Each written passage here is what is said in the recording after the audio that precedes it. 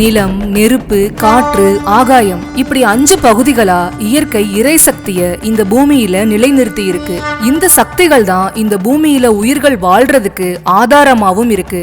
ஆயிரக்கணக்கான ஆண்டுகளுக்கு முன்னாடியே இத பத்தி தெளிவாவும் நுட்பமாவும் உணர்ந்த நம் முன்னோர்கள் ஒவ்வொரு சக்தியின் பெயராலும் ஒரு தலத்தை ஏற்படுத்தி வழிபாடு செஞ்சாங்க.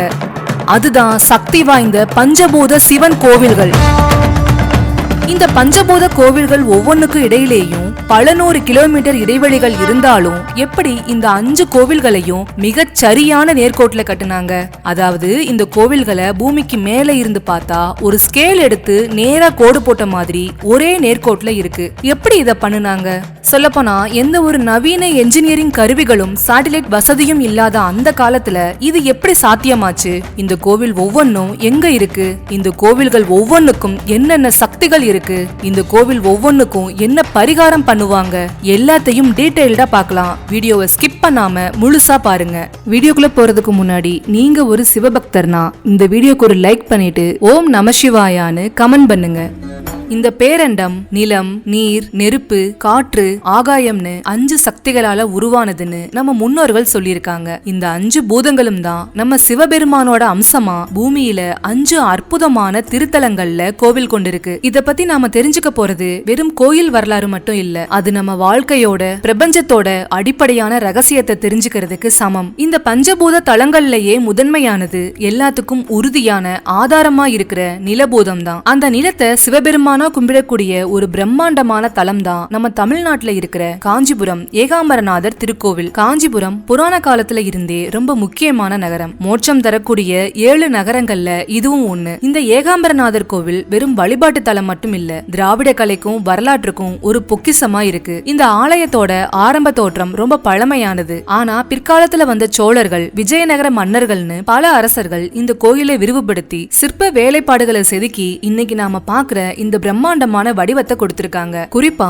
விஜயநகர சாம்ராஜ்யத்தோட மன்னர்கள் காலத்துலதான் இந்த கோயிலோட கோபுரங்கள், மண்டபங்கள்னு பல பகுதிகள் ரொம்ப பிரம்மாண்டமா எழுப்பப்பட்டிருக்கு. இதனாலதான் இந்த கோவில் இன்னைக்கும் வரலாற்றோட கம்பீரத்தை நமக்கு காட்டிட்டு இருக்கு. இந்த கோயிலோட மூலவர் ஸ்ரீ ஏகாம்பரநாதர். இவர் தான் பிருத்வி லிங்கம், அதாவது நிலலிங்கம்னு அழைக்கப்படுறாரு. இந்த லிங்கம் மணலால உருவானது. இந்த கோயிலோட அம்பாள் காமாட்சியம்மன். இவங்க உலகத்துக்கே தாயா காஞ்சியில இருக்கிற காமாட்சியம்மன் கோயில்ல தனி சிறப்பா வீற்றிருக்காங்க. அதனாலதான் இந்த ஏகாம்பரநாதர் கோவில்ல அம்பாளுக்குன்னு தனியா சன்னதி இருக்காது. இது ரொம்பவே ஆச்சரியமான அமைப்பா இருக்கு. சரி, இங்க ஏன் மணல்ல லிங்கம் வந்திருக்கு? இதுக்கு பின்னாடி ஒரு பெரிய புராண கதை இருக்கு. ஒரு காலத்துல சிவபெருமானும் அன்னை பார்வதி தேவியும் கைலாயத்துல இருந்தாங்க. அப்போ அன்னை பார்வதி விளையாட்டா தன்னோட 2 கைகளால சிவபெருமானோட கண்களை மூடிட்டாங்க. சிவபெருமானோட கண்கள் மூடப்பட்டா அது உலகத்துக்கே இருட்டாயிடும். ஒரு நொடி தான் கண்ணை மூடுனாங்க.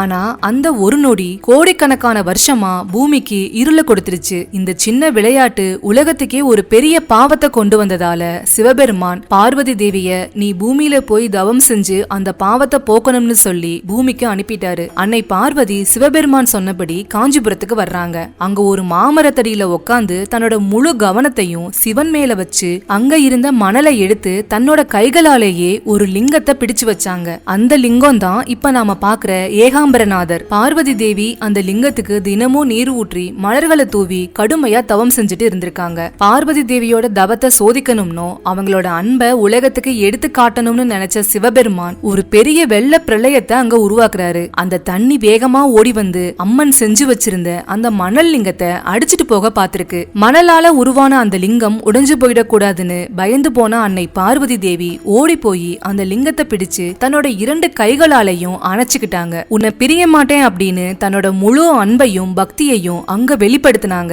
பார்வதி தேவியோட அந்த பாசத்துக்கும் அன்பான அரவணைப்புக்கும் கட்டுப்பட்ட சிவபெருமான் வெள்ளத்தை நிறுத்திட்டு அங்கேயே ஏகாம்பரநாதரா காட்சி கொடுத்தாரு. அப்புறம் அங்கேயே பார்வதி தேவிய திருமணமும் செஞ்சுக்கிட்டாரு. அதனாலதான் இன்னைக்கும் இந்த மூலவர் லிங்கத்தை பார்த்தா அன்னை கட்டிப்பிடிச்சதற்கான கைகள் படிந்த வடு அப்படியே இருக்குன்னு சொல்றாங்க. அன்புக்காகவும் பக்திக்காகவும் மட்டும் மண்ணாலான ஒரு வடிவத்துல சிவபெருமான் அங்க குடிகொண்டாரு. இதுதான் இந்த மணல் லிங்கம் உருவான கதை. இந்த மூலவர் லிங்கம் மணலால உருவானதாலதான் இது நிலம்ங்கிற பூதத்தோட தளமா தெய்வமா வணங்கப்படுது. மத்த எல்லா சிவன் கோயில்கள்லயும் மூலவருக்கு நீரால அபிஷேகம் பண்ணுவாங்க. ஆனா இந்த ஏகாம்பரநாதர் லிங்கம் மணலால உருவானதால அதுல தண்ணி பட்டா உடைஞ்சு போயிடும். அதனால லிங்கத்துக்கு மேல கவசம் போட்டு அந்த கவசத்துக்கு மட்டும்தான் அபிஷேகம் செய்வாங்க. மூலவர் லிங்கத்துக்கு எண்ணெய், வாசனை திரவியங்கள் மாதிரியான அபிஷேகங்கள் மட்டும்தான் நடக்கும். இந்த சிறப்பு இந்த நிலலிங்கத்துக்கு மட்டும்தான் இருக்கு. இந்த மண் லிங்கத்தை கும்பிடுறப்போ நம்ம வாழ்க்கையில ஒரு உறுதியும் ஸ்திரத்தன்மையும் கிடைக்கும்னு நம்புறாங்க. ஒவ்வொரு கோயிலுக்கும் ஒரு ஸ்தல விருட்சமும் ஒரு தல தீர்த்தமும் இருக்கும். அது அந்த தலத்தோட ஆற்றல்ல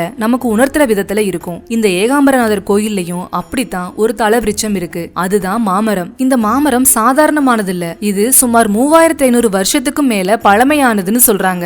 ரொம்ப ஆச்சரியமான விஷயம் என்னன்னா, ஒரே மரத்துல 4 விதமான சுவையில பழங்கள் காய்க்குது. இது 4 வேதங்களை குறிக்குதுன்னு சொல்றாங்க. இந்த மரத்தடியில தான் அன்னை பார்வதி சிவபெருமான வழிபட்டாங்கன்னு ஒரு ஐதீகமும் இருக்கு. இந்த தலத்தோட தீர்த்தம் கம்பா நதி. இந்த கோயில்ல பல தீர்த்த குளங்கள் இருந்தாலும் இந்த கம்பா நதிய ஒரு முக்கியமான தீர்த்தமா பாக்குறாங்க. இந்த தீர்த்தத்துல நீராடுறது மனசுல இருக்கிற கவலைகளை போக்கும்னு சொல்றாங்க. தமிழ்நாட்டுல இருக்கிற சிவன் கோயில்கள்ல சிவபெருமானுக்கும் அம்பாளுக்கும் ஒரே கோயில்ல சன்னதி இருக்கும். ஆனா காஞ்சிபுரத்துல காமாட்சி அம்மனுக்கு மட்டும் தனியா ஒரு பிரம்மாண்டமான கோயில் இருக்கு. எல்லா சக்தியும் அந்த அம்மன் கோயில்ல அடங்கி இருக்கு. அதனாலதான் ஏகாம்பரநாதர் கோயில்ல அம்பாளுக்கு தனி சன்னதி இல்ல. இந்த அமைப்பு காஞ்சிபுரத்தோட ரொம்ப பெரிய தனித்துவமான அம்சமா இருக்கு. ஆனா அங்க ஒரு நவராத்திரி மண்டபம் இருக்கு. அங்கதான் உற்சவ காலங்கள்ல அம்மன் எழுந்தருளி அருள் செய்வாங்க. ஏகாம்பரநாதர் கோவில் சுமார் 25 ஏக்கர் பரப்பளவுல ரொம்ப பிரம்மாண்டமா அமைஞ்சிருக்கு. வெளியில இருக்கிற பெரிய மதில் சுவர்களை கடந்து உள்ள போறதே ஒரு தனி அனுபவமா இருக்கும். இந்த கோவில்ல மொத்தம் 4 திசைகள்லயும் 4 பெரிய கோபுரங்கள் இருக்கு. அதுல தெற்கு பக்கம் இருக்கிற ராஜகோபுரம் சுமார் 190 அடி உயரத்துல தமிழ்நாட்டிலேயே பெரிய கோபுரங்கள்ல ஒன்னா இருக்குது. இத கட்டுனது விஜயநகர மன்னரான கிருஷ்ணதேவராயர்னு சொல்றாங்க. இங்க இருக்கிற ஆயிரங்கால் மண்டபம் ரொம்பவும் நுணுக்கமான வேலைப்பாடுகளோட கட்டப்பட்டிருக்கு. அங்க இருக்கிற ஒவ்வொரு தூண்லையும் சிற்பங்களோட கலைத்திறனையும் நாம பார்க்க முடியும். இந்த மண்டபத்துல தான் பெரிய உற்சவங்கள் நடக்கும். இங்க ஒரு நிலவரையும் இருக்கு. அது மன்னர்கள் காலத்துல பொக்கிஷங்களை பாதுகாக்க பயன்பட்டதா சொல்றாங்க. இந்த கோயில்ல சோமாஸ்கந்தர் வடிவத்துல சிவன் அம்பாலோட காட்சி தருது இன்னொரு விசேஷம். ஞானசம்பந்தர், திருநாவுக்கரசர், சுந்தரர்னு 3 நாயன்மார்களும் இந்த பிருத்விலிங்கத்தை பாடியிருக்காங்க. இது தேவார பாடல் பெற்ற திருத்தலங்கள்ல ஒண்ணு. ஒரு மணல் லிங்கம், 3500 வருஷம் பழமையான மாமரம், தாயின் அரவணைப்புன்னு பல சிறப்புகளோட நிக்கிற இந்த காஞ்சிபுரம் ஏகாம்பரநாதர் கோவில் நமக்கு வாழ்க்கையில ஒரு உறுதியான அடித்தளத்தை கொடுக்குது. நிலம் எப்படி எல்லாத்தையும் தாங்கி நிக்குதோ அதே மாதிரி நம்ம கஷ்டங்களையும் ஏகாம்பரநாதர் தாங்கி நமக்கு நல்லதை கொடுப்பாரு. இந்த திருத்தலத்துக்கு போறது உங்க வாழ்க்கைக்கு ஒரு பலத்தையும் ஸ்திரத்தன்மையையும் கொடுக்கும். அடுத்து நம்ம பார்க்க போற கோவில் நீர் சம்பந்தப்பட்டது. இந்த பஞ்சபூதங்கள்லயே ஒரு பெரிய ஆச்சரியம் இருக்குன்னா அது தண்ணீர் தான். உலகத்துல இருக்கிற எல்லா உயிருக்கும் ஜீவாதாரமா இருக்கிற இந்த நீரை சிவபெருமானா கும்பிடக்கூடிய ஒரு அற்புதமான இடம் தான் திருவானைக்காவல் ஜம்புகேஸ்வரர் கோவில். திருச்சிராப்பள்ளிக்கு பக்கத்துல காவிரிக்கும் கொள்ளிடத்துக்கும் நடுவுல ஒரு தீவு மாதிரி அமைஞ்சிருக்கிற இந்த திருத்தலம் தமிழ்நாட்டுல இருக்கிற பழமையான சைவ தலங்கள்ல ரொம்ப முக்கியமானது. இந்த கோயிலோட மூலவர் ஸ்ரீ ஜம்புகேஸ்வரர். இவரை தான் அப்புலிங்கம்னு சொல்றாங்க.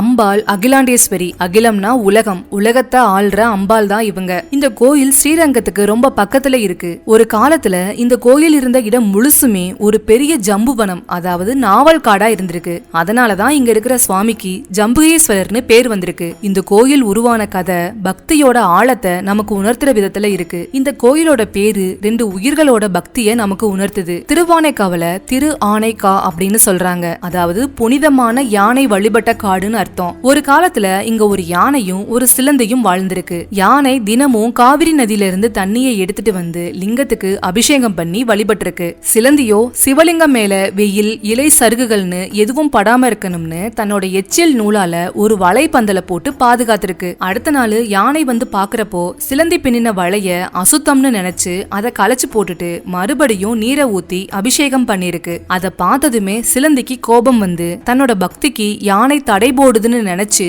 யானையோட துதிக்கைக்குள்ள புகுந்து கடிச்சிடுச்சு. யானை வலியால துதிக்கைய தரையில மோதி ரெண்டுமே அங்கேயே முக்தி அடைஞ்சிடுச்சு. இந்த 2 உயிர்களோட பக்தியில மகிழ்ந்த சிவபெருமான் 2 பேருக்கும் முக்தி கொடுத்திருக்காரு. அவங்க 2 பேருக்கும் பெருமை சேர்க்கிறதுக்காக தான் இந்த தலம் திருவானைக்காவல்னு அழைக்கப்படுது. இந்த கோயிலோட மையமே மூலவரா இருக்கிற அப்புலிங்கம் தான். இந்த லிங்கத்துல தான் நீர்பூதத்தோட சக்தி உறைஞ்சிருக்கு. இந்த லிங்கம் எப்பவும் நீரால சூழப்பட்டு இருக்கும். கருவறைக்கு பக்கத்துல கொஞ்சம் உன்னிப்பா கேட்டா தண்ணி சலசலன்னு ஓடுற சத்தத்தை நம்மளால கேட்க முடியும்னு சொல்றாங்க. இந்த லிங்கம் நீராலேயே சூழப்பட்டு இருக்கிறதுனால இந்த கருவறைக்குள்ள போறதுக்கு கூட அனுமதி இல்ல. பூஜை செய்யறவங்க கூட கருவறைக்கு வெளியில இருந்துதான் பூஜை செய்வாங்க.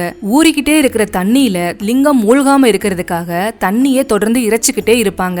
ஆனா எவ்வளவு இறைச்சாலும் அந்த நீர் வத்தவே வத்தாதான். இதுதான் நீர்பூதத்தோட அற்புதமா இருக்கு. இந்த நீரை பார்த்தாலே நம்ம மனசுல இருக்கிற எல்லா பாரங்களும் கவலைகளும் கரைஞ்சு ஒரு தெளிவும் அமைதியும் கிடைக்கும். இந்த கோயிலோட அம்பாள் அகிலாண்டேஸ்வரி ரொம்ப சிறப்பு வாய்ந்தவங்க. ஆரம்பத்துல அம்பாள் ரொம்ப உக்கிரமான வடிவத்துல இருந்தாங்கன்னு சொல்றாங்க. அதனால இங்க இருந்த மக்களோட வாழ்க்கையில நிறைய சிக்கல்கள் இருந்துச்சு. அதை மாத்தணும்னு ஆதிசங்கரர் இங்க வந்து அம்பாலோட உக்கிரத்தை கட்டுப்படுத்துறதுக்காக ஸ்ரீசக்கரம் பொறிச்ச 2 தோடுகளை செஞ்சு அவங்க காதுல மாட்டினாராம். அந்த தோடுகள் இன்னைக்கும் அவங்க காதுல இருக்கு. அதனாலதான் அம்பாள் இப்போ ரொம்ப சாந்தமான தாயா அருள்பாலிக்கிறாங்க. இந்த தலத்துல ஒரு ஆச்சரியமான பூஜை இருக்கு. அதுதான் உச்சிக்கால பூஜை. இந்த நேரத்துல அன்னை அகிலாண்டேஸ்வரி சிவபெருமானுக்கு பூஜை செய்யறதா ஐதீகம். அதுக்காக இந்த நேரத்துல அர்ச்சகர் பெண் வேடத்துல சுவாமிக்கு தட்டுல பூ பழத்தோட பூஜை செய்வாரு. ஒரு தாயான அம்பாள் தன்னோட கணவருக்கு பூஜை செய்யறதா இதை எல்லாரும் வணங்குறாங்க. இந்த கோயிலோட தலவிருச்சம் நாவல் மரம் தான். இதுக்கு ஜம்பு மரம்னு இன்னொரு பேரும் இருக்கு. இந்த மரம் ஒருபோதும் அழியாம இங்க நிக்குது. அதனாலதான் சுவாமிக்கு ஜம்புகேஸ்வரர்னு பேர் வந்திருக்கு. இந்த கோயில் காவிரி ஆற்றுக்கும் கொள்ளிடத்துக்கும் நடுவுல அமைஞ்சிருக்கிறதுனால இந்த 2 நதிகளோட நீரும் இங்க இருக்கிற தீர்த்த குளங்கள்ல கலந்து ரொம்ப புனிதமா இருக்கு. இங்க அம்பாலோட சந்நிதியும் சுவாமியோட சந்நிதியும் ரொம்ப பக்கத்துல இருந்தாலும் 2 சந்நிதிகளுக்கும் நடுவுல ரொம்ப குறுகலான பாதை இருக்கு. இது யானை வழிபட்டதுனால வந்த அமைப்பை போல இருக்குன்னு சொல்றாங்க. இந்த கோயில்ல அம்மன் சன்னதிக்கு முன்னாடி ஒரே ஒரு விளக்கு மட்டும் எரியுது. இத அக்னி தீர்த்தம்னு சொல்றாங்க. அம்பாள் சன்னதிக்கு முன்னாடி நெருப்பு இருக்கிறது ஒரு பெரிய அதிசயம். ஏன்னா அன்னை ஒரு காலத்துல உக்கிரமா இருந்தப்போ அந்த உக்கிரத்தை அந்த தீர்த்தத்துல அடக்கி வச்சிருக்காங்கன்னு சொல்லுவாங்க. இது நீரும் நெருப்பும் ஒரே சன்னதியில இருக்கிற ஒரு விசேஷம். இந்த கோயில் ரொம்ப பிரம்மாண்டமா இருக்கும். இதுக்குள்ளேயே மொத்தம் 5 பிரகாரங்கள் இருக்கு. ஒவ்வொன்னும் ஒவ்வொரு காலத்துல கட்டப்பட்ட மாதிரி இருக்கு. குறிப்பா 5வது சுற்றுச்சுவர் ரொம்ப உயரமா இருக்கும். இதுக்கு திருநீற்றான் திருமதில்னு பேரு. இத சிவபெருமானே சித்தரா வந்து திருநீரை சம்பளமா கொடுத்து கட்டினதா ஒரு நம்பிக்கை இருக்கு. இவ்ளோ உயரமான சுவரை வேற எங்கேயும் பார்க்க முடியாது. மூலவர் ஜம்புகேஸ்வரர் லிங்கம் அங்க இருந்த ஒரு நாவல் மரத்தோட அடியில தானா முளைச்சதுன்னு சொல்றாங்க. சிவலிங்கம் இயற்கையாவே ஒரு மரத்தடியில உருவானதுங்கிறது தான் இந்த தலத்தோட ரொம்ப பெரிய சிறப்பா இருக்கு. உங்க ஜாதகத்துல நீர் தோஷம் இல்லைனா, உடல் ரீதியா நீரால வர பிரச்சனைகள் இருந்துச்சுன்னா இந்த அப்புலிங்கத்தை மனசார வேண்டிக்கிட்டா அந்த தோஷங்கள் எல்லாம் நீங்கிடும்னு சொல்றாங்க. நீரோட சக்தி எல்லா தீமைகளையும் கழுவி துரத்தும்னு நம்புறாங்க. இந்த கோயில்ல நவ கிரகங்கள் தனி சன்னதியில இல்லாம கோவில் சுவர்கள்லயே செதுக்கப்பட்டிருக்கு. இது மத்த கோயில்கள்ல இருந்து இந்த தலத்தை ரொம்ப வித்தியாசப்படுத்தி காட்டுது. தண்ணீரே ஒரு லிங்கமா அழியாத சக்தியா வீற்றிருக்கிற இந்த திருவானைக்காவல் ஜம்புகேஸ்வரர் கோவில் உண்மையிலேயே ஒரு அற்புதம் தான். யானையும் சிலந்தியும் வழிபட்ட இந்த தலம் நம்ம மனசுல இருக்கிற கவலைகள் குழப்பங்கள்னு எல்லாத்தையும் நீர்ல கரைச்சு ஒரு தெளிவான சிந்தனையையும் அமைதியையும் கொடுக்கும். இப்போ அடுத்த பஞ்சபூத ஸ்தலம் பத்தி பார்க்கலாம். இந்த பஞ்சபூதங்கள்லயே ஒரு பெரிய சக்தியையும் ஒளியையும் கொடுக்கக்கூடியது நெருப்பு பூதம் தான். அந்த நெருப்பையே தன்னோட உடம்பா எடுத்து மழையா சிவபெருமான் என்ன ஒரு அற்புதமான தலம் தான் நம்ம எல்லாருக்கும் தெரிஞ்ச திருவண்ணாமலை. மலையே கடவுளா ஜோதி வடிவமா நிக்கிற இந்த அருணாச்சலேஸ்வரர் கோவில் தமிழ்நாட்டுல இருக்கிற ரொம்பவே பழமையான திருத்தலம். இங்கதான் சிவபெருமான் மலையா உருவெடுத்தாரு. இங்க இருக்கிற மூலவர் ஸ்ரீ அருணாச்சலேஸ்வரர். இவரை அக்னிலிங்கம்னு சொல்றாங்க. இங்க இருக்கிற அம்பாலோட பேரு ஸ்ரீ உண்ணாமுலையம்மன். இந்த பேருக்கு அர்த்தம் என்னன்னா உண்ணாமல் இருக்கும் மலையை ஆள்பவள்னு அர்த்தம். அதாவது நெருப்பு பிளம்பா மலையாவே நிக்கிற அந்த சிவபெருமானையே தன்னோட கருணையால அடக்கி ஆள்கிற தாய் இவங்க. அதே மாதிரி பக்தர்களுக்கு எந்த குறையும் இல்லாம பசியை நீக்கி எல்லா வளங்களையும் கொடுக்கிற தாயாவும் இவங்க இருக்காங்க. உண்ணாமுலையம்மனுக்கு சௌந்தர்ய நாயகின்னு இன்னொரு பேரும் இருக்கு. சௌந்தர்யம்னா அழகு. உலகத்துல இருக்கிற எல்லா அழகும் இவங்களோட அம்சம் தான். இவங்களை மனசார கும்பிடுறப்போ வாழ்க்கையில இருக்கிற கஷ்டங்கள் எல்லாம் நீங்கி மனசுல ஒரு புது அழகும் சாந்தமும் பிறக்கும்னு நம்புறாங்க. இந்த மலையே சிவபெருமானோட அக்னி வடிவம் தான். அதனாலதான் இந்த கோயில் மூலவரா ஒரு லிங்கம் இருந்தாலும் மலை தான் பிரதானமான கடவுளா வணங்கப்படுது. இதுதான் இந்த தலத்தோட ரொம்ப பெரிய சிறப்பா இருக்கு. இந்த கோயிலோட வரலாறு என்னன்னு பார்த்தோம்னா, ஒரு காலத்துல படைப்பு கடவுளான பிரம்மாவுக்கும் காக்கும் கடவுளான மகாவிஷ்ணுவுக்கும் ஒரு பெரிய வாக்குவாதம் வந்திருக்கு. நம்ம 2 பேர்ல யார் ரொம்ப பெரியவர், யார் ஆதி மூலம் அப்படிங்கிறது தான் அவங்களோட வாக்குவாதத்தோட அடிப்படையா இருந்திருக்கு. 2 பேரும் இதனால ரொம்ப சண்டை போட்டுக்கிட்டாங்க. எல்லாம் வல்ல கடவுளான ஈசன் அவங்களோட இந்த அகங்காரத்தை அடக்கணும்னு நினைக்கிறாரு. அவங்க 2 பேருக்கும் நடுவுல சிவபெருமான் ஒரு முடிவே இல்லாத பிரம்மாண்டமான நெருப்பு பிளம்பா தோன்றி நிக்கிறாரு. அந்த நெருப்பு வானத்துக்கும் பூமிக்கும் நடுவுல முடிவே இல்லாம நின்னுட்டு இருக்கு. அதோட அடியையோ முடியையோ யாராலையும் பார்க்க முடியல. சிவபெருமான் என்னோட அடியையும் முடியையும் யார் முதல்ல கண்டுபிடிச்சிட்டு வர்றாங்களோ அவங்க தான் பெரியவங்கன்னு அவங்களுக்கு ஒரு போட்டி வைக்கிறாரு. விஷ்ணு பகவான் ஒரு பன்றி உருவம் எடுத்து பூமிக்குள்ள ஆழமா தோண்டி பார்த்தாரு. ஆனா அவரால் அடிய கண்டுபிடிக்க முடியல. பிரம்மதேவனும் ஒரு அன்னப்பறவையா மாறி மேல பறக்கிறாரு. ஆனா அவரால் முடிய பார்க்கவே முடியல. இருந்தாலும் அவர்னால தன்னோட தோல்வியை ஒத்துக்க முடியாம தான் முடிய பார்த்துட்டதா சிவபெருமான் கிட்ட பொய் சொல்றாரு. அதுக்கு சாட்சியா தாளம்பூவையும் வச்சுக்கிறாரு. விஷ்ணு பகவானோ தன்னால பார்க்க முடியலங்கிற உண்மையை ஒத்துக்கிட்டு அவர்கிட்ட உண்மையை சொன்னாரு.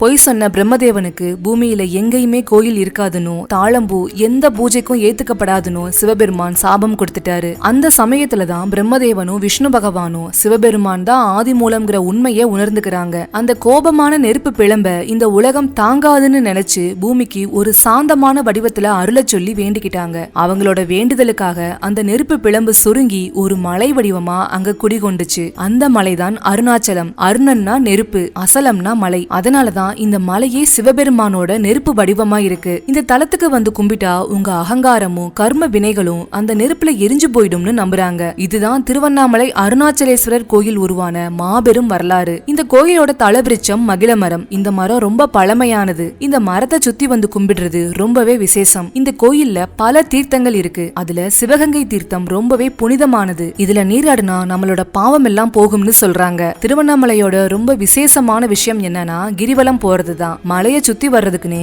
உலகத்துல இருந்து லட்சக்கணக்கான பக்தர்கள் இங்க வர்றாங்க. இந்த மலைப்பாதை சுமார் 14 கிலோமீட்டர் தூரம் வரும். இந்த மலையில அஷ்டலிங்கங்கள் இருக்கு. இந்த 8 லிங்கங்களும் 8 திசைகள்ல இருந்து நம்மள காக்குறதா ஐதீகம். கிரிவலம் போறவங்க வெறுமனே நடக்க மாட்டாங்க. அவங்க ஓம் நமசிவாயான்னு சொல்லிக்கிட்டு உடம்பையும் மனசையும் சுத்தப்படுத்திக்கிட்டே நடப்பாங்க. பௌர்ணமி அன்னைக்கு கிரிவலம் போறது ரொம்பவே விசேஷம். இந்த நாள்ல மலையை சுத்தி ஒரு காந்த சக்தி பரவும்னு சொல்றாங்க. அது நம்ம உடம்புல இருக்கிற ஆற்றல் மையங்களை தூண்டி நமக்கு மன அமைதியையும் தைரியத்தையும் கொடுக்குமா. இந்த மலை சிவபெருமான் கொடுத்த ஒரு பெரிய வரப்பிரசாதமா இருக்கு. திருவண்ணாமலையில நடக்கிற கார்த்திகை தீப திருவிழா ஒரு உலக அதிசயமா இருக்கு. கார்த்திகை மாதத்துல பரணி தீபம் ஏத்துனதுக்கு அப்புறம் மலை உச்சியில ஒரு பெரிய கொப்பரையில மகா தீபம் ஏத்துவாங்க. அந்த நாள்ல மலையே ஒரு நெருப்பு லிங்கமா காட்சி கொடுக்கும். அந்த ஒளிய பாக்குறது நம்ம வாழ்க்கையில இருக்கிற எல்லா தீமைகளையும் அறியாமை இருளையும் நீக்கிடும்னு ஒரு பெரிய நம்பிக்கை இருக்கு. இது கோடிக்கணக்கான பக்தர்களோட ஆன்மீக திருவிழாவா இருக்கு. இந்த கோயில்ல இருக்கிற ஆயிரங்கால் மண்டபம் ரொம்ப பெரிய கலை பொக்கிசமா இருக்கு. இந்த தலம் முக்தி தரக்கூடிய 4 தலங்கள்ல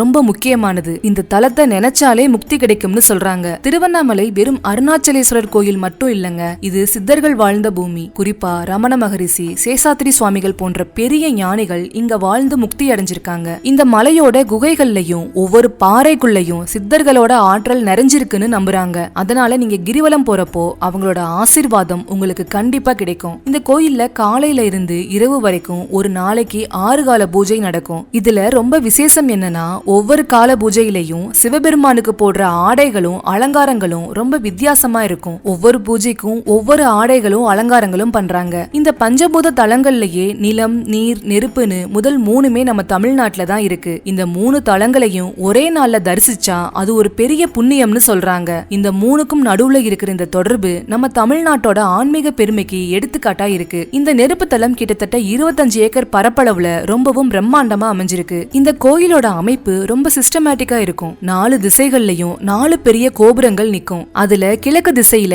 11 நிலைகளை கொண்ட ராஜகோபுரம் இருக்கு. தமிழ்நாட்டுல இருக்கிற உயரமான கோபுரங்கள்ல இதுவும் ஒண்ணு. மத்த 3 திசைகள்லயும் திருமஞ்சன கோபுரம், வடக்கு கட்டை கோபுரம், அம்மணி அம்மன் கோபுரம்னு 3 கோபுரங்கள் கம்பீரமா நிக்குது. இந்த 4 கோபுரங்களும் 4 திசைகள்ல இருந்து வர்ற தீமைகளை தடுத்து கோயில காக்குறதா ஒரு நம்பிக்கை இருக்கு. இந்த கோயில்ல மொத்தம் 5 பிரகாரங்கள் இருக்கு. நீங்க கோயிலுக்குள்ள போக போக ஒரு வட்டத்துக்குள்ள நுழையிற மாதிரி உணர்வீங்க. இந்த 5 பிரகாரங்களும் பஞ்சபூதங்கள் உலகத்துல எப்படி ஒன்னோட ஒண்ணு இணைஞ்சிருக்குன்னு காட்டுற மாதிரி வடிவமைக்கப்பட்டிருக்கு. இந்த கோயில்ல ஆயிரங்கால் மண்டபம், புது மண்டபம்னு சிற்ப வேலைப்பாடுகளோட இருக்கிற மண்டபங்கள் நிறைய இருக்கு. மூலவரான அண்ணாமலையார் சந்நிதி மத்த கோயில்கள்ல இருக்கிற மாதிரி இல்லாம மலையை நோக்கி இருக்கும். அதோட கருவறைக்குள்ள இருக்கிற லிங்கத்துக்கு பின்னாடி ஒரு பெரிய குகை மாதிரியான அமைப்பு இருக்குன்னு சொல்றாங்க. இந்த குகை மலையோட அடிப்பாகத்தோட இணைஞ்சிருக்குங்கிறது ஒரு ஐதீகம். இதுதான் நெருப்பு தலத்தோட மைய புள்ளியா இருக்கு. கோயிலுக்குள்ளேயே பெரிய குளங்கள் இருக்கு. அதுல பிரம்ம தீர்த்தம், சிவகங்கை தீர்த்தம்னு புனிதமான குளங்கள்ல பக்தர்கள் நீராடுறது வழக்கமா இருக்கு. சுருக்கமா சொன்னா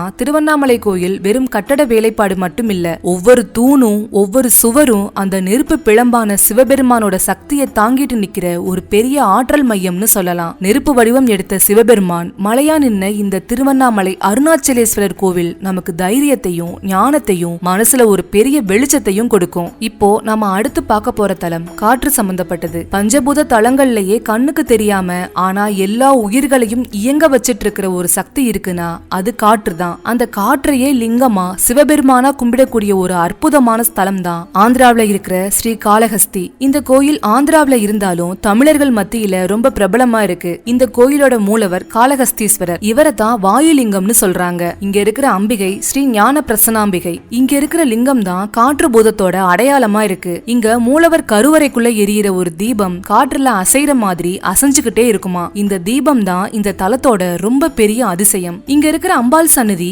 சிவபெருமான் சன்னதிக்கு முன்னாடி தெற்கு பார்த்து அமைஞ்சிருக்கு. ஈசன் சன்னதியை விட அம்பாள் சன்னதி கொஞ்சம் கீழே, அதாவது குறைவான உயரத்துல இருக்கும். இது அன்னை தன்னோட பக்தர்களுக்கு எளிமையாவும் கருணையோடும் காட்சி கொடுக்கறாங்கன்னு சொல்ற ஒரு தத்துவமா இருக்கு. இந்த கோயிலோட பேரே ஒரு பெரிய கதைய சொல்லுது. காளஹஸ்தி இந்த ரெண்டு வார்த்தைகளும் சிவபெருமான வழிபட்ட ரெண்டு உயிர்களை குறிக்குது. இங்க இருக்கிற லிங்கத்துக்கு காளன்னு சொல்ற ஒரு பாம்பு வந்து தன்னோட தலையில இருந்து எடுத்த மாணிக்க கற்களை வச்சு அலங்காரம் செஞ்சு வழிபட்டிருக்கு. அதே லிங்கத்துக்கு ஒரு யானை பக்கத்துல ஓடுற ஸ்வர்ணமுகி ஆத்துல இருந்து தண்ணிய துதிக்கையில எடுத்துட்டு வந்து அபிஷேகம் பண்ணி வழிபட்டிருக்கு. யானைக்கு அஸ்தின்னு ஒரு பேரும் இருக்கு. இந்த ரெண்டு பேருமே ஒருத்தருக்கு தெரியாம ஒருத்தர் போட்டி போட்டுக்கிட்டு வழிபாடு செஞ்சிருக்காங்க. ஒரு நாள் யானை அபிஷேகம் செய்ய வர்றப்போ மாணிக்க கற்களை குப்பைன்னு நினைச்சு தள்ளி விட்டுருக்கு. இத பாத்துட்டு இருந்த பாம்பு கோபப்பட்டு யானையோட துதிக்கைக்குள்ள போய் கடிச்சிடுச்சு. பலி தாங்க முடியாம யானை துதிக்கைய தரையில மோதி ரெண்டுமே அந்த இடத்திலேயே முக்தி அடைஞ்சிடுச்சுங்க. இந்த உயிர்களோட உச்சகட்ட பக்தியில மகிழ்ந்த சிவபெருமான் அவங்க ரெண்டு பேருக்கும் முக்தி கொடுத்தாரு. அவங்களோட பெயர்கள் நிலைச்சு நிற்கணும்னு அந்த தலத்துக்கு ஸ்ரீ காளஹஸ்தின்னு பேரும் வச்சுட்டு அங்க காளஹஸ்தீஸ்வரரா அருள் புரிய ஆரம்பிச்சாரு. இன்னொரு முக்கியமான வரலாறும் இந்த கோயிலுக்கு இருக்கு. அதுதான் நம்ம கண்ணப்பர் பத்தினது. ஒரு வேடுவனா இருந்த கண்ணப்பர் இந்த லிங்கத்து மேல ரொம்ப பக்தி வச்சிருந்தாரு. தன்னோட செருப்பால லிங்கத்தை சுத்தப்படுத்தி இருக்காரு. வாய் நிறைய தண்ணி கொண்டு வந்து அபிஷேகம் செஞ்சாரு. ஒரு நாள் லிங்கத்துல இருந்து ரத்தம் வர்றத பார்த்த கண்ணப்பர் தன்னோட கண்ணையே பெயர்த்தெடுத்து லிங்கத்துல வச்சாரு. சிவபெருமான் அவரோட அன்பை பார்த்து மகிழ்ந்து அவருக்கு முக்தி கொடுத்து அங்கேயே பக்கத்துல நிக்க வச்சுக்கிட்டாரு. வேடுவன் கண்ணப்பர் முக்தி அடைந்த புண்ணிய பூமியும் இந்த காளஹஸ்தி தான். சுருக்கமா சொல்லணும்னா சின்ன உயிர்கள் காட்டின அன்பாலும் கண்ணப்பரோட வீரமான பக்தியாலும் தான் இந்த காளஹஸ்தி கோயில் இன்னைக்கும் சக்தி வாய்ந்த தலமா விளங்குது. இந்த கோயிலோட ரொம்ப பெரிய ஆச்சரியமே மூலவர் சன்னதியில நடக்கிற விஷயம்தான். மூலவர் லிங்கம் சுயம்புலிங்கம். இந்த லிங்கத்தை யாரும் தொட மாட்டாங்க. இந்த லிங்கத்துக்கு எந்த அபிஷேகமும் செய்ய மாட்டாங்க. இந்த லிங்கம் அசுத்தமாயிடக் கூடாதுன்னு நினைச்சு லிங்கத்துக்கு மேல தங்கத்தால செய்யப்பட்ட கவசம் போட்டிருப்பாங்க. கருவறைக்குள்ள இருக்கிற சாமியோட தீபம் எப்பவும் அசைஞ்சுக்கிட்டே இருக்கும். கருவறைக்குள்ள காத்து வர்றதுக்கு வழியே இல்லாத அளவுக்கு கோயில் அமைஞ்சிருந்தாலும் அந்த தீபம் மட்டும் காற்றோட அசைவால ஆடிக்கிட்டே இருக்கும். இந்த அசைவு சாமிக்கு உள்ள இருக்கிற வாயு பூதத்தோட சக்தி வெளியே வர்றத காட்டுதுன்னு நம்புறாங்க. இந்த தீபத்தை நீங்க நேர்ல பாக்குறப்போ ஒரு பெரிய மர்மம் உங்க கண்ணு முன்னாடி நடக்கிற மாதிரி இருக்கும். இந்த கோயிலோட தலவிருட்சம் வில்வ மரம். வில்வம் சிவபெருமானுக்கு ரொம்ப பிடிச்சது. அதனால இந்த வில்வ மரத்தை மனசார கும்பிடுறது ரொம்ப நல்லதுன்னு சொல்றாங்க. காளஹஸ்தி கோயில் பக்கத்துல ஸ்வர்ணமுகி ஆறு ஓடுது. இந்த ஆற்று தண்ணி தான் இந்த தலத்தோட முக்கியமான தீர்த்தமா இருக்கு. இந்த நதியில நீராடுறது ரொம்ப புண்ணியத்தை தரும்னு சொல்றாங்க. காளஹஸ்தி கோயிலுக்கு உலகத்துல இருந்து லட்சக்கணக்கான பக்தர்கள் வர்றதுக்கு ஒரு முக்கியமான காரணம் இது ராகு கேது பரிகார ஸ்தலமா இருக்கு. நம்ம ஜாதகத்துல ராகு கேதுவால ஏற்படுற தோஷம் ஏதாச்சும் இருந்துச்சுன்னா அதை நீக்க இந்த தலம் ரொம்ப விசேஷமானது. ராகு கேது தோஷம் இருக்கிறவங்க இங்க வந்து சிறப்பு பூஜைகள் செஞ்சா அந்த தோஷங்கள் எல்லாம் நீங்கும்னு நம்புறாங்க. அதனாலதான் இங்க எப்பவும் நூற்றுக்கணக்கான பக்தர்கள் அந்த பூஜைகள்ல கலந்துகிட்டு இருக்காங்க. இந்த கோயிலோட பிரம்மாண்டமான உள்மண்டபங்கள் ஒரே ஒரு பெரிய பாறையில செதுக்கப்பட்டதா சொல்றாங்க. இது விஜயநகர மன்னர்களோட, குறிப்பா கிருஷ்ணதேவராயரோட கட்டடக்கலைக்கு ஒரு பெரிய எடுத்துக்காட்டா இருக்கு. கண்ணுக்கு தெரியாத காற்ற சிவபெருமானா கும்பிடக்கூடிய இந்த ஸ்ரீ காளஹஸ்தி திருக்கோவில் நமக்கு வாழ்க்கையில ஒரு வேகத்தையும் தெளிவையும் கொடுக்கும். ராகு கேது தோஷங்கள்னு நம்ம வாழ்க்கையில இருக்கிற எல்லா தடைகளையும் இந்த காற்றோட சக்தி அடிச்சு தூக்கிடும். இப்போ கடைசியா நாம பார்க்க போற ஸ்தலம் ஆகாயம் பத்தினது. இந்த பஞ்சபூத தலங்கள்லயே எல்லாத்துக்கும் ஆதாரமா கண்ணுக்கு தெரியாம ஆனா எல்லா இடத்தையும் நிரப்பி இருக்கிற ஒரு பூதம் ஆகாயம். அந்த ஆகாயத்தையே மூலவரா வச்சு சிவபெருமான் ஆனந்த தாண்டவம் ஆடக்கூடிய அற்புதமான தலம் சிதம்பரம் நடராஜர் கோவில். சிதம்பரம் கோவில் காலங்காலமா சோழர்கள் பாண்டியர்கள்னு நிறைய மன்னர்களால சிறப்பிக்கப்பட்ட ஒரு பெரிய கலை பொக்கிசம். இது கடலூர் மாவட்டத்துல இருக்கு. இந்த கோயிலோட மூலவர் நடராஜர். இங்க ரகசிய மூலவர்னு ஆகாயத்தையும் மூலவரா சொல்றாங்க. இங்க இருக்கிற அம்பாள் ஸ்ரீ சிவகாம சுந்தரி. உலகத்துக்கே அழகு சேர்க்கிற அன்னை இவங்க. இந்த தலம் ஆகாய பூதத்தோட அடையாளமா இருக்கு. இங்க கருவறையில கண்ணுக்கு எதுவுமே தெரியாது, வெறும் வெளியே தான், அதாவது ஆகாயத்தை தான் நாம சிவமா கும்பிடுவோம். அருவம்ங்கிற வடிவம் இல்லாத தத்துவத்தை உணர்த்துற ஒரே தலம் இதுதான். பழங்காலத்துல இந்த இடம் முழுக்க தில்லை மர காடுகளா இருந்திருக்கு. அதனாலதான் இந்த ஊருக்கு தில்லைன்னு பேர் வந்திருக்கு. இந்த தில்லை வனத்துல 2 மகா முனிவர்கள் ரொம்ப கடுமையா தவம் செஞ்சிருக்காங்க. அவங்கள ஒருத்தர் பதஞ்சலி முனிவர், இன்னொருத்தர் வியாக்கிரபாதர். இவங்க 2 பேரோட ஒரே ஆசை என்னன்னா சிவபெருமான் ஆடுற ஆனந்த தாண்டவத்தை பார்க்கணும்ங்கிறது தான். முனிவர்களோட தவத்துக்கு இறங்கி சிவபெருமானும் அம்பிகையான காளி தேவியும் இங்க வந்தாங்க. அவங்க 2 பேருக்கும் நடுவுல ஒரு பெரிய நடன போட்டி நடந்திருக்கு. இந்த போட்டியில யாரு ஜெயிக்கிறாங்கன்னு பார்க்க முனிவர்களும் தேவர்களும் வந்து நின்றுருக்காங்க. காளியும் சிவனும் போட்டி போட்டுட்டு ஆடுறாங்க. ஆனா ஒரு கட்டத்துல சிவபெருமான் தன்னோட ஒரு காலை தூக்கி அத காதுல இருக்கிற குண்டலத்தை எடுக்கிற மாதிரி வானளவு தூக்கி ஆடினாரு. இதுக்கு பேர் தான் ஊர்த்துவ தாண்டவம்னு சொல்லுவாங்க. ஒரு பெண்ணா இருந்த காளியால அந்த முத்திரைய செய்ய முடியல. இதனால காளி தோற்று போனாங்க. இந்த நடனம் தான் ஆணும் பெண்ணும் இணைஞ்சாதான் இந்த உலகம் இயங்குங்கிற தத்துவத்தை நமக்கு உணர்த்துது. நடனத்துல ஜெயிச்சதுக்கு அப்புறம் சிவபெருமான் பதஞ்சலிக்கும் வியாக்கிரபாதருக்கும் அவங்க கேட்ட வரமான ஆனந்த தாண்டவத்தை ஆடினாரு. அந்த நடனம் நடந்த இடம் தான் இன்னைக்கு நாம பாக்குற சிற்றம்பலம். அதனாலதான் இங்க மூலவரா லிங்கம் இல்லாம நடராஜர் உருவமே இருக்கு. அவர் ஆடுற அந்த ஆனந்த தாண்டவம் இந்த அண்ட சராசரத்தின் படைப்பு, காத்தல், அழித்தல், மறைத்தல், அருளல்ங்கிற 5 தொழில்களை காட்டுதுன்னு சொல்றாங்க. சுருக்கமா சொல்லணும்னா முனிவர்களோட தவத்துக்காக ஆகாய வடிவத்துல குடிகொண்டு நடன வடிவத்துல காட்சி கொடுத்த அந்த புராண வரலாறு தான் இந்த சிதம்பரம் கோயிலோட ஆணிவேரா இருக்கு. அம்பாலோட பேரு சிவகாம சுந்தரி. இதுக்கு அர்த்தம் என்னன்னா சிவனுக்கு விருப்பமுள்ள மிகவும் அழகானவங்கன்னு அர்த்தம். இவங்க உலகத்துக்கே அழகு சேர்க்கிற தாயா இருக்காங்க. இவங்கள மனசார கும்பிட்டா வாழ்க்கையில இருக்கிற கஷ்டங்கள் எல்லாம் நீங்கி மனசுல ஒரு சௌந்தரியமும் சாந்தமும் பிறக்கும்னு நம்புறாங்க. நடராஜர் ஆனந்த தாண்டவம் ஆடுறப்போ அவருக்கு இணையா ஆடிக்கிட்டே இருக்கிற கோலத்துலதான் இவங்க காட்சி தர்றாங்க. நடராஜரோட இந்த ஆலயத்துல அம்பாளுக்கு தனியா ஒரு பெரிய சன்னதி இருக்கு. இந்த சன்னதி நடராஜர் சன்னதிக்கு பக்கத்திலேயே பிரதானமா அமைஞ்சிருக்கும். நடராஜர் எப்படி ஆடல் வல்லானோ அதே மாதிரி சிவகாம சுந்தரியும் நடன கலையில வல்லமை கொண்டவங்க தான். நடராஜர் ஆடுறப்போ தாயான சிவகாம சுந்தரியும் பக்கத்திலேயே இருந்து அந்த ஆட்டத்தை ரசிச்சு ஆனந்தமா இருக்கிறாங்கன்னு ஒரு ஐதீகமும் இருக்கு. சிதம்பரம் வரலாற்றை நாம பார்த்தப்போ நடராஜருக்கும் காளிக்கும் நடுவுல ஒரு நடன போட்டி நடந்துச்சுன்னு பார்த்தோம். அந்த போட்டியில நடராஜரோட ஊர்த்துவ தாண்டவத்தை பார்த்து வெக்கப்பட்டு தோற்று போனாங்க காளி. ஆனா இந்த சிவகாம சுந்தரி அந்த உக்கிரமான காளி தேவியோட ஒரு சாந்தமான அம்சமா பார்க்கப்படுறாங்க. நடராஜரோட சக்தியை தன்னோட கருணையால சமன்படுத்தி எல்லா உயிர்களுக்கும் அருள் செய்யற தாயா இவங்க இருக்காங்க. பக்தர்களுக்கு கருணை காட்டுறதுல சிவகாம சுந்தரிக்கு நிகர் யாருமே இல்ல. இவங்க கிட்ட வந்து மனசுல இருக்கிற கஷ்டங்களை சொல்லி வேண்டிக்கிட்டா அந்த அன்னை தன்னோட அழகான புன்னகையால எல்லா பிரச்சனைகளையும் நீக்கிடுவாங்கன்னு பக்தர்கள் நம்புறாங்க. சுருக்கமா சொன்னா நடராஜர் ஆடுற அந்த ஆனந்த தாண்டவத்துக்கு அழகு, சாந்தம், கருணைன்னு எல்லாத்தையும் கொடுக்கிற மகா சக்தியா தான் சிவகாம சுந்தரி அம்மன் இங்க வீற்றி இருக்காங்க. சிதம்பரம் கோவில்ல எல்லாரும் பேசி புகழக்கூடிய உலகமே ஆச்சரியமா பாக்குற ஒரு ரகசியம் இருக்குன்னா அது சிதம்பர ரகசியம் தான். இந்த கோயில்ல மூலவரா நடராஜர் சிலை இருந்தாலும் அதுக்கு ரொம்ப பக்கத்துல ஒரு சின்ன கருவறை இருக்கும். அதுல ஒரு திரை தொங்கிட்டு இருக்கும். திரைய விலக்கி பார்த்தா உள்ளுக்குள்ள ஒளி, உருவம்னு எதுவுமே இருக்காது. வெறும் வெளி, அதாவது ஆகாயம் மட்டும்தான் இருக்கும். அந்த வெளியில பொன் வில்வ இலைகளால் ஆன ஒரு சங்கிலி தொங்கும். இது சிவபெருமான் அருவ வடிவத்துல இங்க குடிகொண்டிருக்காருங்கிறத நமக்கு காட்டுது. இந்த ரகசியம் இறைவன் எங்கும் நிறைந்தவன், அவனை ஒரு உருவத்துக்குள்ள அடக்க முடியாதுங்கிற தத்துவத்தை நமக்கு உணர்த்துது. ஒவ்வொரு மனிதனுக்குள்ளேயும் இருக்கிற ஆத்மாதான் அந்த வெளிங்கிறத சொல்றதுதான் சிதம்பர ரகசியம். இந்த கோயிலோட தலவிருட்சம் தில்லை மரம். ஒரு காலத்துல இந்த இடம் முழுக்க தில்லை மர காடுகளா இருந்ததுனாலதான் இந்த தலத்துக்கு தில்லைனே பேர் வந்திருக்கு. இப்போ கோயில் உள்ளேயும் வெளியேயும் சில தில்லை மரங்கள் இருக்கு. இந்த கோயில்ல ரொம்பவும் விசேஷமான தீர்த்தம் சிவகங்கை தீர்த்தம். இது கோயில் உள்ளேயே இருக்கு. இது ரொம்பவே புனிதமான தீர்த்தம். நடராஜர் சன்னதி இருக்கிற சிற்றம்பலத்தோட கூரை தங்க தகடுகளால வேயப்பட்டிருக்கும். இது சோழ மன்னர்களோட பக்தியையும் செல்வ செழிப்பையும் காட்டுது. இந்த கோயில் உலகத்தோட மைய புள்ளியில அமைஞ்சிருக்குன்னு ஒரு நம்பிக்கை இருக்கு. கோயில் அமைப்போட வடிவமைப்பு மனிதனோட உடம்பு மாதிரி வடிவமைக்கப்பட்டிருக்குன்னு சொல்றாங்க. கோயிலோட 9 வாசல்கள் நம்ம உடம்புல இருக்கிற 9 துவாரங்களை குறிக்குது. சிவபெருமான் நடனம் ஆடின 5 சபைகள்ல இதுதான் முதல் சபை, பொன்னம்பலம். நடராஜர் ஆடுற இந்த சபையில இன்னும் 2 ஆச்சரியமான விஷயங்கள் இருக்கு. நடராஜர் சன்னதியோட கூரையில மொத்தம் 21,600 தங்க ஓடுகள் பதிக்கப்பட்டிருக்கு. இது ஒரு மனிதன் ஒரு நாள்ல சுவாசிக்கிற 21,600 மூச்சு காற்ற குறிக்குதுன்னு சொல்றாங்க. இந்த தங்க ஓடுகளை தாங்கி பிடிக்க 64 உத்தரங்கள் இருக்கும். இது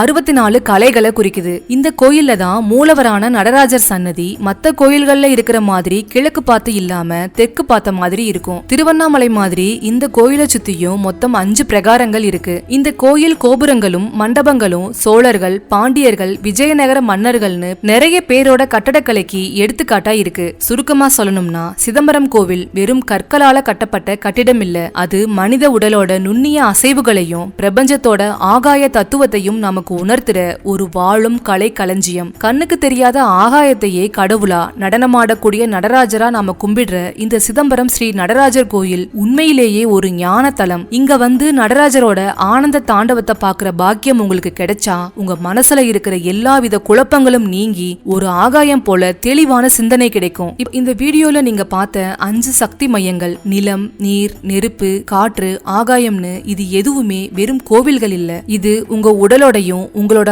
ஆத்மாவோடையுமே இணைஞ்சிருக்கிற ஒரு மெகா பவர் ஸ்டேஷன். இனிமே நீங்க கோயிலுக்கு தரிசனம் பண்ண போறப்போ வெறும் லிங்கத்தை மட்டும் பார்க்க மாட்டீங்க. நிலத்தோட ஆதார சக்தியையும், நீரோட பிரவாகத்தையும், நெருப்போட ஞான கனலையும், காற்றோட ஜீவ இயக்கத்தையும், ஆகாயத்தோட முடிவில்லா அமைதியையும் பார்க்க போறீங்க. இந்த ஆற்றல் வெளியில மட்டும் இல்ல, உங்களுக்குள்ளயும் இருக்கு. உங்க வாழ்க்கையில எந்த ஒரு சோதனை வந்தாலும் நான் பஞ்சபூதங்களின் சக்தி மையத்தின் ஒரு பகுதின்னு நினைச்சு திரும்பி எழுந்து நில்லுங்க. அந்த அழிவற்ற ஆற்றலை உங்களோட முன்னேற்றத்துக்காக பயன்படுத்துங்க. உங்களுக்கு இந்த வீடியோ பிடிச்சிருந்தா லைக் பண்ணுங்க, உங்க ஃப்ரெண்ட்ஸ் எல்லாருக்கும் ஷேர் பண்ணுங்க. மறக்காம நம்ம சேனலை சப்ஸ்கிரைப் பண்ணிட்டு உங்களோட எண்ணங்களை கமெண்ட்ல சொல்லுங்க. நன்றி.